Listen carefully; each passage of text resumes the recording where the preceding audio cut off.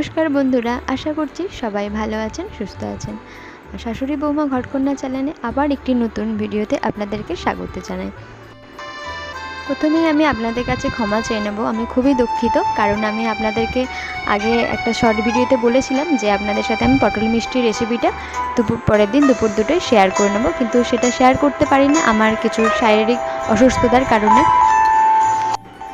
তো সেই রেসিপিটাই আজকে আমি আপনাদের সাথে শেয়ার করে নেব, দেখতে থাকুন, আশা করছি ভালো লাগবে। দেখুন, এখানে প্রথমে কিছু পটল নিয়ে নিয়েছি। তো পটলগুলোকে মা আগে থেকে ছাড়িয়ে রেখে দিয়েছিল, পটলে কিন্তু একটাও খোসা গায়ে লেগে নেই, দেখতেই পাচ্ছেন। তো এবার মা পটলটাকে কেটে নিচ্ছে। তো এমনভাবে পটলটাকে কাটতে হবে যাতে পটলটা কিন্তু পুরোটা না কাটা যায়, একদিকটা এভাবে কেটে নিয়ে দানাগুলো, সমস্ত দানাগুলোকে বার করে নিতে হবে। তো দুরকমভাবে করা যায়, একরকম দেখালাম, এরকম আর একটা দেখাচ্ছি। দেখুন,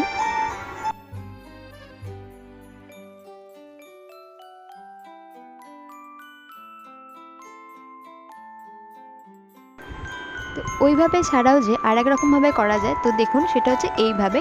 প্রথমে এইভাবে করতে গেলে কি করতে হবে, প্রথমে পটলের মুখটাকে ঠিক এই গোলভাবে কেটে নিতে হবে। তারপরে একটা চামচ দিয়ে পটলের ভেতর যে দানাগুলো আছে সেগুলোকে সমস্ত বার করে নিতে হবে, কিন্তু খুব সাবধানে করতে হবে যাতে পটলের মুখটা না ভেঙে যায়। দেখুন, সমস্ত দানা বার করে নিয়েছে, কিন্তু এই ঠিক দেখুন এইভাবে যেন না ভেঙে যায়। আমার একটা এইভাবে ভেঙে গেছে, আমি বার করছিলাম, তো ওটা আর চলবে না, কারণ পুরটা দিলে তখন পুরটা বেরিয়ে যাবে। তো এবার আমরা এখানে কড়াতে মা নিয়ে নিয়েছে 1 বাটি জল। এবার জলটার মধ্যে পরিমাণ মতো নুন দিয়ে দিতে হবে। তারপর আমরা কি করছি চলুন দেখতে থাকুন। পটলগুলোকে এক এক করে এই জলটার মধ্যে দিয়ে দিচ্ছে, সব পটলগুলোকে, কারণ পটলগুলোকে একটু সেদ্ধ করে নিতে হবে। পটলগুলো যখন সেদ্ধ হয়ে যাবে তখন কিন্তু ঠিক এইভাবে ছেঁকে ছেঁকে তুলে নিতে হবে। পটলগুলোকে ছেঁকে তুলে নিয়ে এমন একটা জায়গার মধ্যে রাখতে হবে যাতে পটলগুলোর মধ্যে যে জলটা এখনও রয়েছে সেই জলটাও যাতে ঝরে যায়। এরপরে আমরা তৈরি করে নেব চিনির শিরা বা চিনির রস। সেটা কিভাবে করছি চলুন দেখুন। 1 বাটি চিনি নিয়ে নিয়েছি, আর সেই বাটির মাপে 2 বাটি জল নিলাম। তারপরে এখানে নিয়ে নিচ্ছি 2টো এলাচ।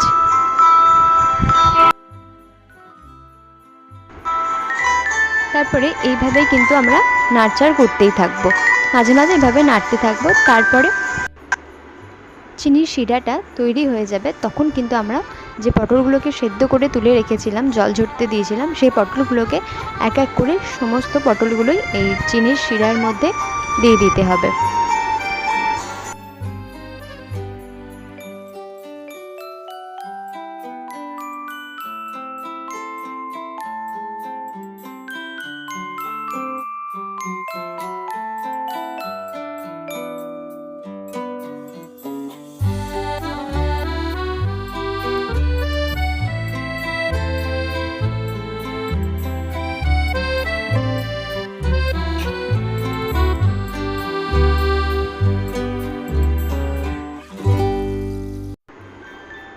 এক এক করে সব পটলগুলো যখন দেয়া হয়ে যাবে তারপরে কিছুক্ষণ ঢাকা দিয়ে রেখে দিতে হবে। তারপরে দেখুন, যখন ঢাকা খুলে দেখছি এবার ঠিক চিনির শিরাটা বা চিনির রসটা এরকম আঠালো টাইপের, একদম মিষ্টি রসের মতো যে চিটচিটে ভাবটা সেটা চলে আসার পর কিন্তু পটলগুলোকে আমরা ছেঁকে ছেঁকে তুলে নেব।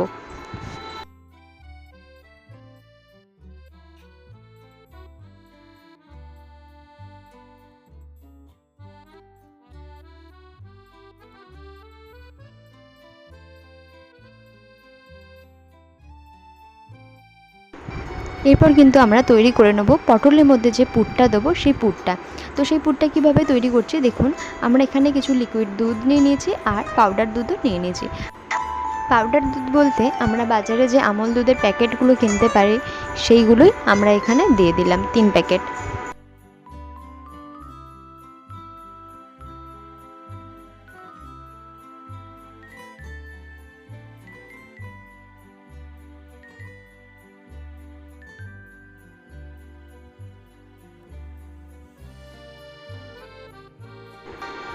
এবার আমরা এখানে ব্যবহার করে নিচ্ছি 2টো এলাচ। তো এলাচটা দেওয়ার পর কিন্তু আমরা মাঝে মাঝে এইভাবে দুধটাকে নাড়তে থাকবো যাতে দুধের মধ্যে একটা ঘনত্ব ভাবটা চলে আসে। তারপরে আমরা এখানে দিয়ে নেব অল্প পরিমাণে কিছুটা ছানা ব্যবহার করে নিচ্ছি। তো ছানাটাকে ভালো করে দুধের মধ্যে কিন্তু এইভাবে মিশিয়ে নিতে হবে। এরপরে আমরা এখানে কিছুটা পরিমাণে কিশমিশ দিয়ে দিচ্ছি।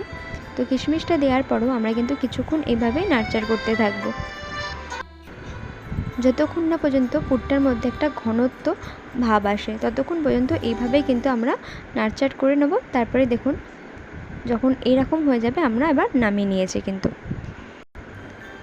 এবার কিন্তু এই পুরটাকে আমরা পটলগুলোর মধ্যে ভরে নেব। আপনারা কিন্তু চাইলে এখানে কোনো কালার ব্যবহার করতে পারেন, আমরা কিন্তু কোনো কালার ব্যবহার করিনি।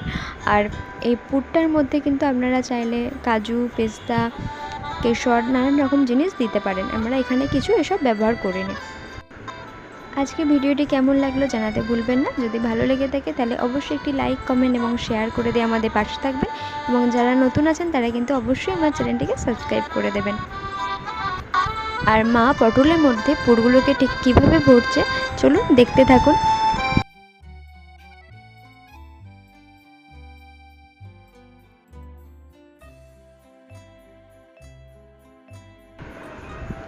আমরা কিন্তু যে দুরকম পদ্ধতিতে আপনাদের দেখিয়েছিলাম যে পটলটা কাটছি, সেই দুরকম পদ্ধতিতেই আপনাদের দেখিয়ে দিলাম যে কিভাবে পুরটা ভরছি সেই পটলগুলোর মধ্যে।